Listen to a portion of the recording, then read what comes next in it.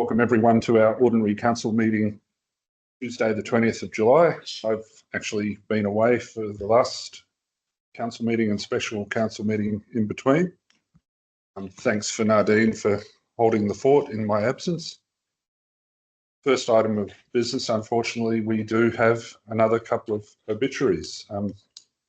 Mr. Ian Gurr from Gamalling, who was associate, sorry? Dowerin, Mr. President. Dowerin. Dowerin. And Annette Bowes. Yeah, okay. He was from Dowerin, but he was... He had the engineering works. Oh, okay. Thanks for the correction. So, in accordance with our usual custom, can we please pay them our respects with a minute's silence?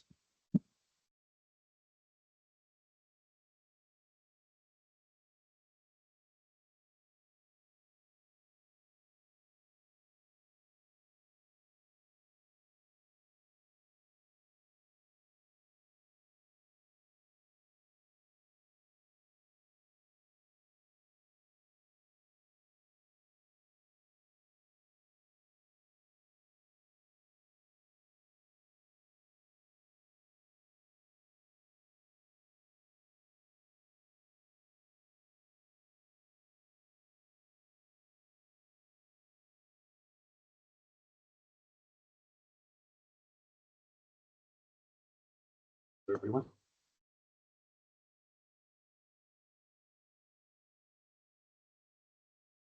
So unfortunately today we have a couple of apologies. Councillor Adam Metcalfe and Councillor Jason Sewell. Otherwise we've got here as councillors myself, Robert Trett, the President, Councillor Nadine McMorran, Deputy President, Councillor Wayne Alsop, Councillor Darryl Hudson, Councillor Bev Ward, and with our staff, our CEO, Misha Barthakar, Manager of Infrastructure and Projects, Mr. Ben Forbes, and Manager of Government Governance and Community Services, Carly Rose, and Manager of Corporate Services, Solomon Wale. Okay, the next item of business is public question time. We thought we might have a public question, but coming afterwards, so no public questions. Does anyone have any interests they wish to disclose? Any items? Neil? Yeah. Just, Mr. President, should we declare the CBH one since we're shareholders? We've never done so before for the previous development applications. No. I meant to ask that before. Apologies. So far removed. We'll be out. Wayne? I'm not. Yeah. She would not a quorum, so can't anyway. We'll take that on notice and clarify. Through the chair. Yep. It's only previously been a proximity interest that has needed to be declared on CBH matters. Yep. But thanks for bringing it up. It shows that we are conscious of good governance.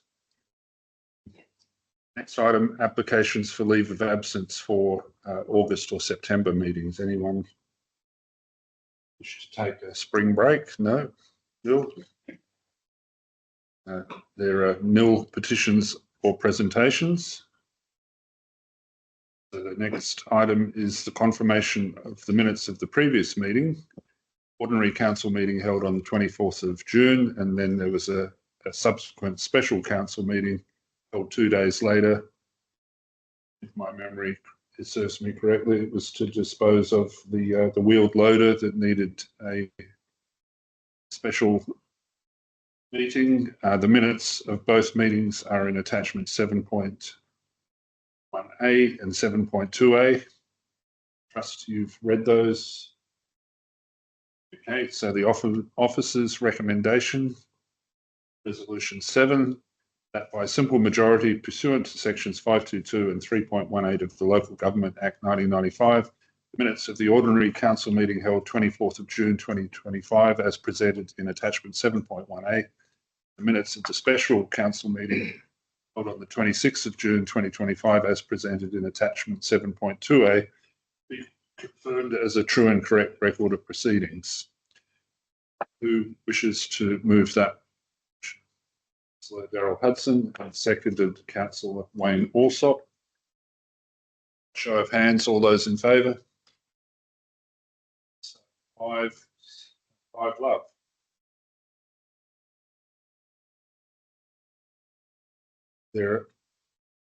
We did have a committee meeting yesterday, but the minutes will be received at the August council meeting. We didn't have them in time. No recommendations from committee meetings for council consideration. So moving on to item 10, announcements by the President without discussion. Some excellent news to announce. Last Friday night, our CEO and myself went down to the Walga Recognition of Excellence Local Government Awards, and lo and behold, Darren was nominated and received two separate awards, both being associated with being a member of the Roadwise Council. I'll read the statement. The Shire of Dowerin was awarded the WA Roadwise Council Trophy for its commitment to best practice in the planning and delivery of impactful road safety interventions and for the adoption of a holistic approach to road safety. So there were two awards, one which was awarded to us being a member of Wheatbelt North, and then a more general award because we'd shown the best improvement, and this one has to be returned the following year for the next awardee. So Shire of Dowerin has its name on the plaque there.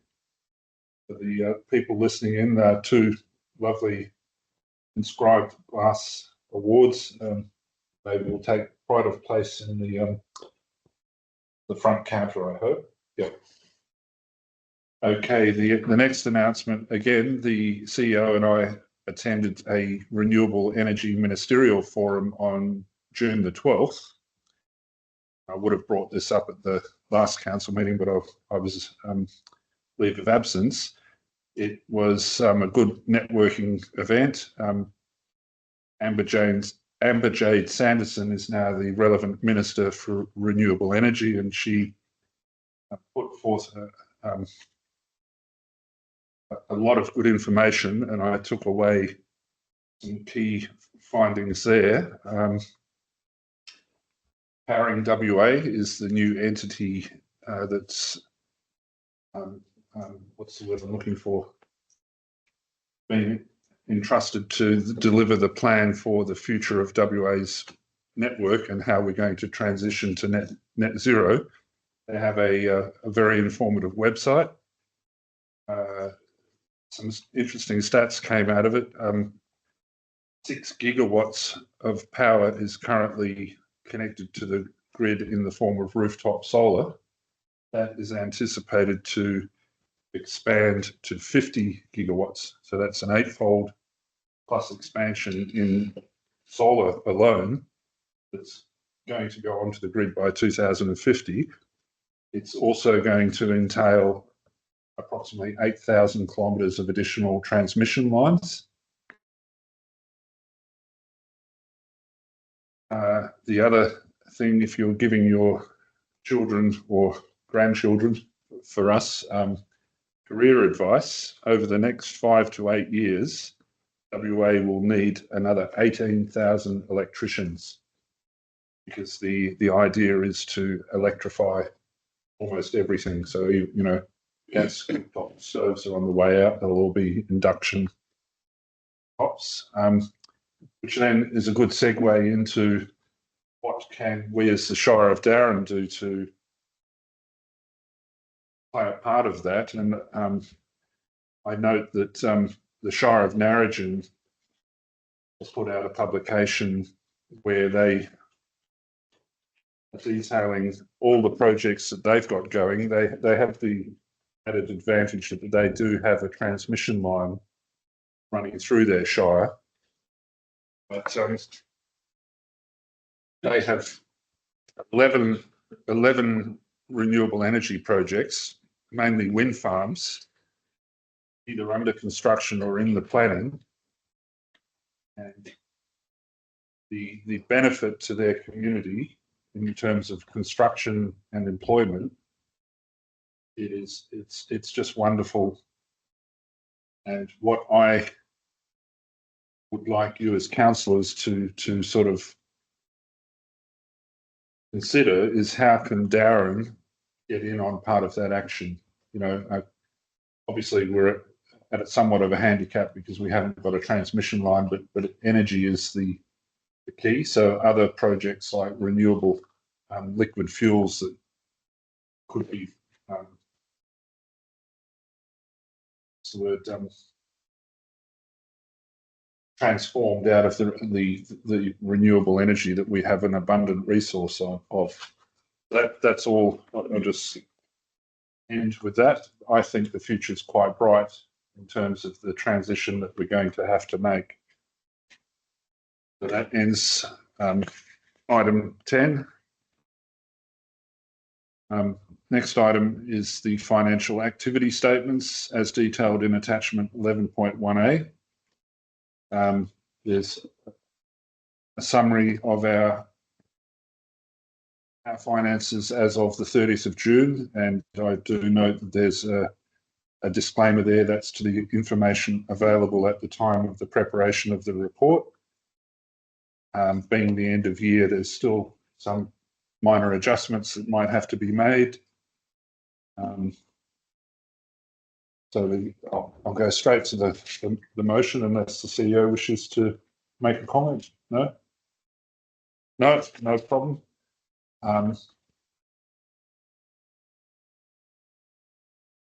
Recommendation 11.1, that council by simple majority pursuant to regulation 34 of the Local Government Financial Management Regulations 1996 receives the draft statutory financial activity statement report for the period of June 2025 as presented in attachment 11.1A. Who would like to move that one, please? Councillor McMorrin and seconded Councillor Ward. Would either of you like to speak to that motion? No? Any questions? No? No one against it. By show of hands, 5 love, carried. Moving on to the list of accounts paid. Again, as per our usual procedure, this time attachment 11.2A, the June 2025 list of accounts for payment, and attachment 11.2B, the credit card and Caltex card statements. For those listening in from outside, we have recently gone through these with a fine tooth comb in a previous workshop.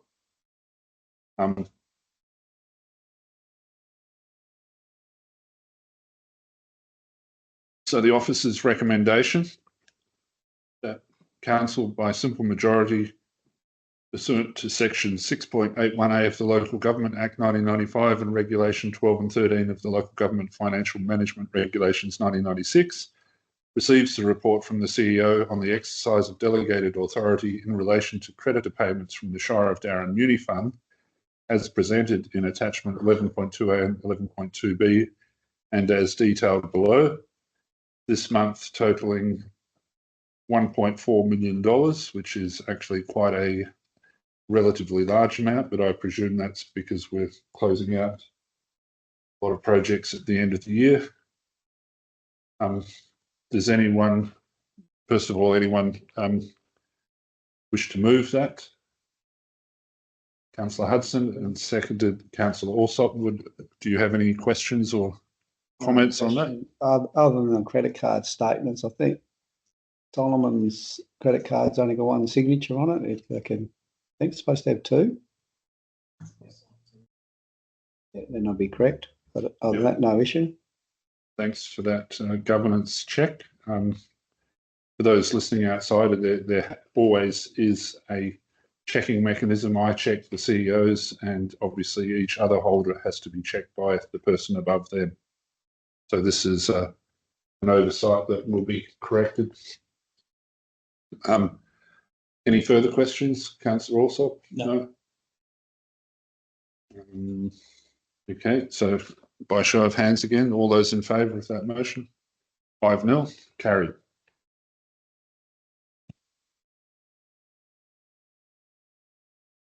Okay, the next item is a development application from CBH. They wish to add 2 more bulkheads to their existing storage to the west of the town. Each bulkhead has a capacity to hold approximately 30,000 tonnes of grain. They provided us with a cover letter with their DA, a site plan, and we have referred it to our planning advisor, who has come back with a list of suggested conditions, basically relating to drainage, dust and noise impact, traffic impact, and consultation with the nearby residents. So there's a motion before you. It's quite extensive. I shall actually read the whole lot out, and then we can discuss individual items and get advice if needed, if we wish to amend that motion. The recommendation 12.1, that the council approves the development approval application as received on the 24th of June 2025, subject to the following conditions. 1, CBH provide a stormwater drainage strategy for the grain facility to the satisfaction of the local government. 2, the CBH provide a strategy to minimise the impact of dust and noise generated by the facility on the nearby residential neighbours to the satisfaction of the local government. 3, CBH provides a traffic impact statement of any changes for vehicle access to and from the grain facility, and to be done in consultation with Main Roads WA to the satisfaction of the local government. And finally, number 4, CBH notifies in writing the nearby dwelling houses, occupiers and or owners of the expansion's intentions, how the matters of stormwater drainage for the grain facility and the strategy to minimise the impact of dust and noise generated by the facility to the nearby residential neighbours, and done so in a formal manner of a form to the satisfaction of the local government. There's 3 further advice notes. If the development, the subject of this approval, is not substantially commenced within a period of 2 years or another period specified in the approval after the date of the determination, the approval will lapse and be of no further effect.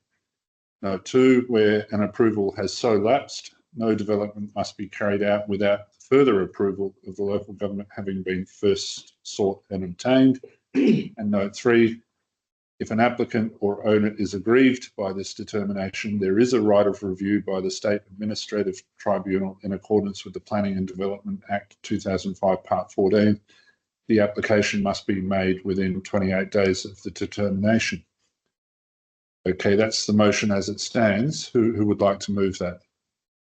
Mr. President. Councillor Hudson, a seconder. Councillor Alsop. Okay, yes. While I'm happy with CBH's proposal, this is only adding more storage. It's not going to increase traffic flow. They've still got they would have the same water plan or drainage plan as they had before, and there would be no there'd be no more impact of dust and noise as what there is. I agree with they should notify their neighbours. So I would like to amend the motion and remove conditions 1, 2 and 3, please. Okay, yes. I would like to follow up with some advice. Chair, thank you, Councillor Hudson, for your feedback. I did have a think after our conversation, and I had a quick conversation with our manager infrastructure and projects. So there are 2 school of thoughts that we need to consider. One is obviously including the modified drainage management and changes to the vehicle access and dust and noise suppression measures. We did have an informal conversation with the regulatory advisor in our workshop that the impact might be quite low, because the storage area we're looking at is under the 10% of the total footprint. However, after I had a conversation with the manager infrastructure and projects, I actually got a bit influenced by what the thoughts are around what impact it might have in terms of the traffic, because there is a feeling that it might increase significant traffic, and that might not be addressed with the previous traffic management plan that we had. So through the chair, if I may request the manager infrastructure projects to have his comments as well. No worries, through the chair. So the impact is looking at about another 60,260 tonnes to be delivered to the CBH facility. So that's an estimated anywhere between, depending on the combination size of the trucks, between 850 to 2,300 truck movements, depending on their truck size, annually, if them storage units are utilised, which I would say that they more than likely will be, hence the increase. As far as the drainage goes, they're actually proposing in the mapping proposal for a whole new drainage basin with all new culverts to the south of the site. So I still think that the motion in there to provide a new and updated drainage plan to the southwest here, they've got plans for a new basin. So they're proposing some new culverts into a brand new drainage basin here. They've also identified new traffic management requirements through the site. Through the peak season, I've done some calculations that it could be up to 40 to 60 more truck movements on a daily basis through peak periods. Then you've got another 60,000 tonnes of outloading to consider throughout the other 11 to 10 months. So that's really my input on the motions of the application. So your view, it's not just storage, because in their proposal, what they're saying is if they have a big year, it's for storage, is to keep grain there. That'll probably continue over a year. What I'm getting at is, are we going to grow more grain or not? I don't think.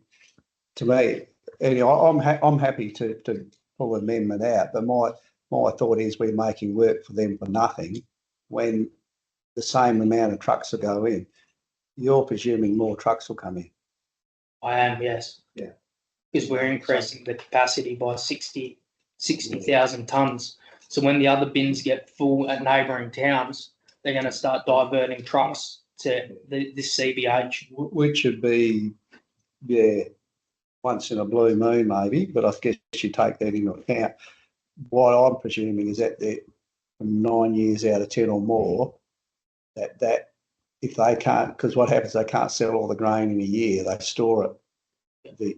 3 years ago, that's where they got into trouble. They made a lot of temporary storage because they didn't have enough storage. So, but anyway, I'm happy to go back to the original motion if everyone's happy with that.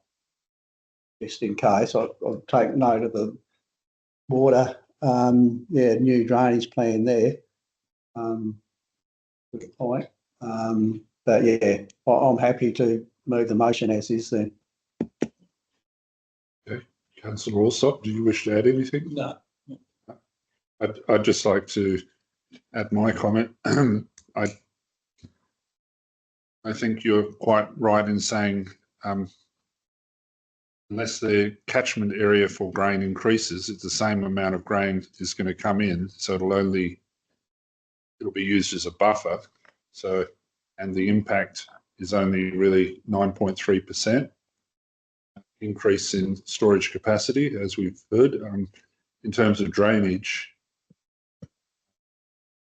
the same amount of rain is going to fall on the same amount of area. So whether there's a tarp over a bulkhead, it still has to go where it would have gone anyway.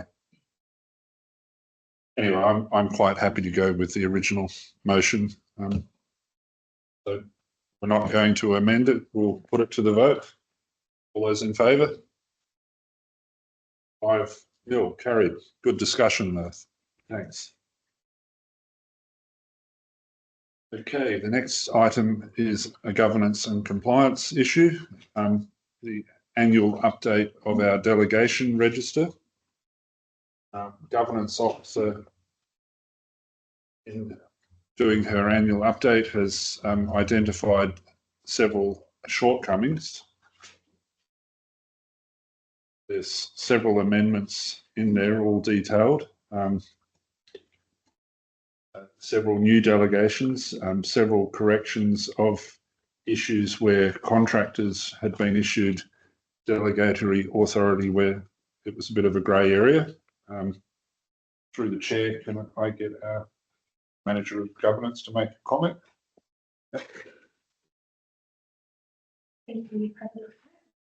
As the President noted, we did identify several areas that needed attention, including the update to have an additional 20 delegations noted in the register, which have all been outlined individually within the agenda item. We've also included 8 authorisations from external state government legislation, which, as best practice, is included in registers but previously hasn't been in ours. We also noted that there had been delegation provided to external contractors, which we have rectified as this is not a process. And this has been directed through to the manager who oversees that department, and through general process, they can then request that the contractor perform the action. So there were quite a few amendments to the tender items, being 4.2 to 4.4, with these being all separated to prevent any confusion or misinterpretation, as it was quite a large and extensive single delegation. And we also have noted on the review on delegation 5.10 being community funding, that this is being refined for consistency, and a standalone policy is currently being drawn up and will be presented in August to provide council with some guidelines. Thank you. Thank you, Carly. An excellent job. So we're up to scratch now for another year, hopefully. Okay, so the recommendation 12.2, which requires absolute majority, which we've got 5 out of 7 councillors here, so we comply with that. Council by absolute majority, number 1, endorses the outcome of the 2024-25 annual review of delegation register, including amendments to existing delegations as outlined in this report. 2, approves the adoption of the proposed new delegations as detailed. 3, notes that the updated delegation register will replace all previous versions. I'll move that one. Who wants to second it? Councillor Ward, do you wish to speak to it? Just to say that Carly's done an outstanding job. Yes, thank you. Yes, and I second that. Well done. Thank you. All right. To the vote by show of hands, 5-0, carried. Again, another compliance and governance motion. This resolves around the second tranche of amendments to the Local Government Act. These reforms are aimed at improving governance, transparency and accountability within the government sector. One of the key yet to be commenced reforms is a requirement for a communications agreement between the council and the admin of the local government. So the state government has released a draft paper for public consultation, and in conjunction with WALGA, we have been asked to comment on it, and our CEO has done a comprehensive response, which we reviewed in the recent workshop.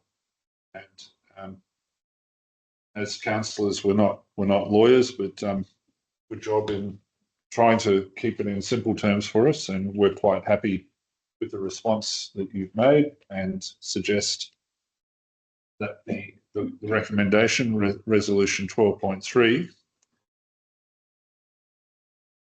that by simple majority in accordance with Local Government Act 1995, Local Government Act Amendment Act 2023 and Local Government Regulations Amendment Regulations 2025, Council 1 notes the release of the Local Government Default Communications Agreement Order 2025 and associated draft regulations as part of the state government's ongoing local government reform process. And 2, endorses the submission of the Shire's comments to WALGA using the prescribed consultation paper submission template. 3, authorises the CEO to finalise and lodge the submission to WALGA and to engage in further discussions with WALGA or the Department of Local Government, Sport and Cultural Industries as required. Who wants to move that one? Councillor Hudson and seconded Councillor Ward. Would either of you like to make a comment? Other than commend the CEO for work, and the government should be making things simpler, not more complicated. So I endorse the comments on that. Thank you, Councillor Ward. You echo that, and I third it. All right, by show of hands, all those in favour? 5-0, carried. Right, so this is a timing issue with regard to getting our budget submitted before the deadline on the 31st of August. It's probably going to be required that we have a special council meeting to specifically adopt that budget sometime before, due to timing constraints.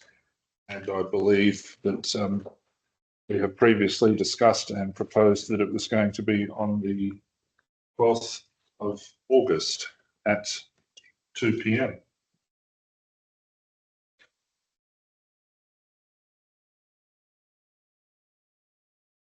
The motion now reads, recommend resolution 12.4, that council by a simple majority in accordance with section 532 of the Local Government Act 1995 approves the scheduling of a special council meeting to be held at 2 p.m. on the 12th of August 2025 in the council chambers at 13 Cottrell Street, Dowerin, and 2, notes the purpose of the meeting is to consider and adopt the Shire of Dowerin 2025-26 annual budget in accordance with the Local Government Act 1995. Who wants to move that one? Councillor McMorrin and seconded Councillor Alsop. All those in favour? 5-0, carried.